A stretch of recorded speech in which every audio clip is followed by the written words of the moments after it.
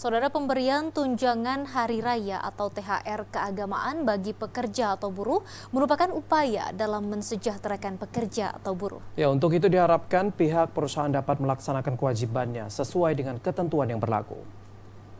Tunjangan hari raya atau THR keagamaan bagi pekerja dilakukan sebagai upaya dalam mensejahterakan pekerja untuk memenuhi kebutuhan dirinya dan keluarganya dalam menyambut hari raya keagamaan. Pemberian THR keagamaan ini merupakan kewajiban yang harus dilaksanakan oleh pengusaha kepada pekerja sesuai dengan peraturan pemerintah nomor 36 tahun 2021 tentang pengupahan dan peraturan Menteri Ketenagakerjaan nomor 6 tahun 2016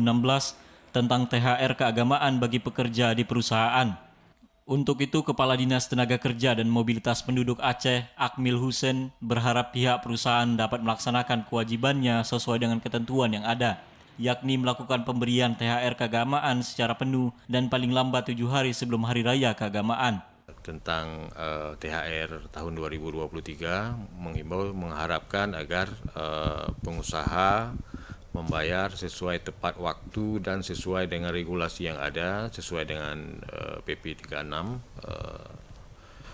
tahun 2021 tentang upah dan besaran THR sesuai dengan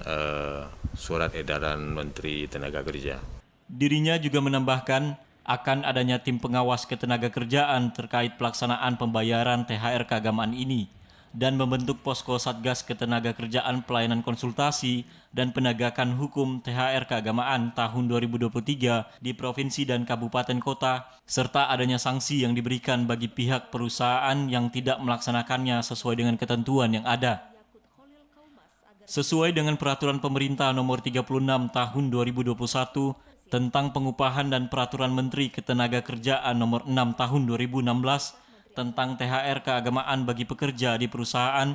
THR keagamaan diberikan kepada pekerja yang telah mempunyai masa kerja 1 bulan secara terus-menerus atau lebih,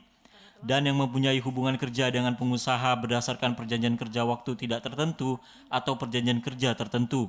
dengan besaran 1 bulan upah atau berdasarkan masa kerja 12 bulan dikali 1 bulan upah bagi yang bekerja di bawah dari 12 bulan. Tim Liputan TVRI melaporkan.